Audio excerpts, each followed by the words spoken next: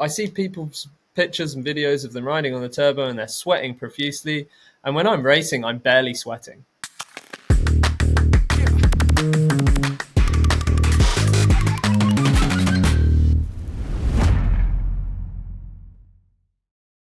You can get 20% like drop offs in power because of heat management.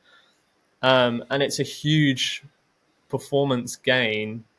Actually, one of the best things I bought for my garage was an air conditioning unit. So I've got like air conditioning. I have 3 huge fans for cooling. I have a little monitor that shows the temperature and the humidity gauge. So that I've got a dehumidifier set up as well in the garage. I try and keep the conditions that I know I perform the best at accurate to what's going on in my garage. And I mean, it's amazing. It's like, I imagine it's like a homemade wind tunnel going on in there. it sounds silly, but the amount, like, people sweat. I see people's pictures and videos of them riding on the turbo and they're sweating profusely. And when I'm racing, I'm barely sweating. Like, it's so, my heat management indoors is so efficient that I'm like, barely breaking a sweat because the fan cooling speeds and the temperature I'm running the room at is super low. The humidity is like 50 to 60% humidity. So like reduced humidity really helps.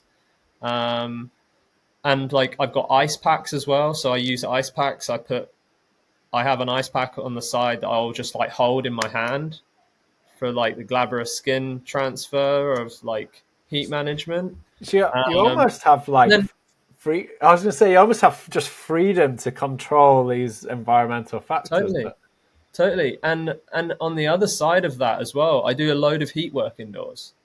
yeah, Like, so I'll do sessions and then at the end of the session, I'll switch the fans off for the last 30, 45, sometimes like an hour of riding where I'm riding, and I'll do some heat work indoors, where I will really sweat out and let the room get super hot. And yeah, it's an interesting thing. Like, I don't really understand the science behind it. Maybe Tim, you could explain a bit more. But I'm doing, but my coach has got me doing sort of additional heat work after my intervals, which, yeah, like you say, you've got that control and ability to swing the climate within the indoors potentially. it's amazing, and maybe Tim can tell us. I suppose for some of the listeners, and I'm going to say myself, when I get on there, and I just struggle because I'm not cooling, quick enough. And what is actually happening physiologically there, and how we can heat train, but how does that make us better if we want to perform indoor, let's say, or does that also affect our training indoor? When you basically are exercising, you basically generate a lot of heat. And outdoors, when you're like training outdoors, there is this apparent wind that you create with moving, whereas you're moving, but the air is standing still most of the time. So when you're going like 30k an hour, it kind of feels like you have a 30k an hour wind coming towards you. Whereas indoors, obviously, like there is no air movement, and you need a fan to basically create it. The amount of heat you generate, especially riding indoors, because like you're constantly pushing, and the races are relatively short, so the power outputs are really high. This means that you generate really a lot of heat. Only like 20% of the like over total energy use goes into the pushing on the pedals, and 80% or like 75% goes actually into the heat.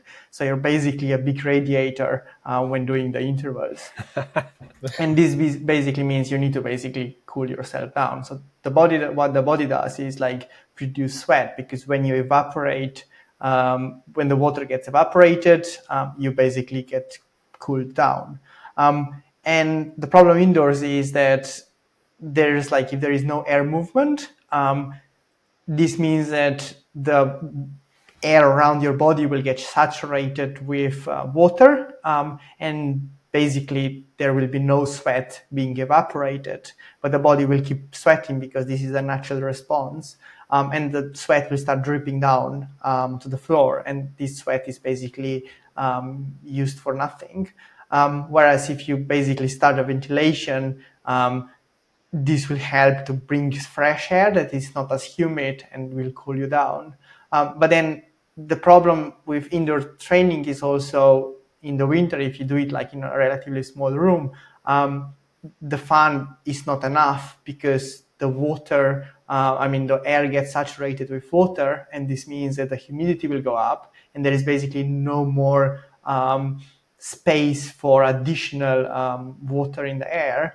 And as a result of that, basically, even though the fans are going full on, if the humidity in the room is like, I don't know, let's say 80%, the cooling will not be very efficient. So you want to bring the humidity down. And this is when like dehumidifiers and air conditioning units are actually becoming very useful because they not only like, when it comes to air conditioning, reduce the temperature of the air, they also reduce the humidity in the air and makes everything much easier.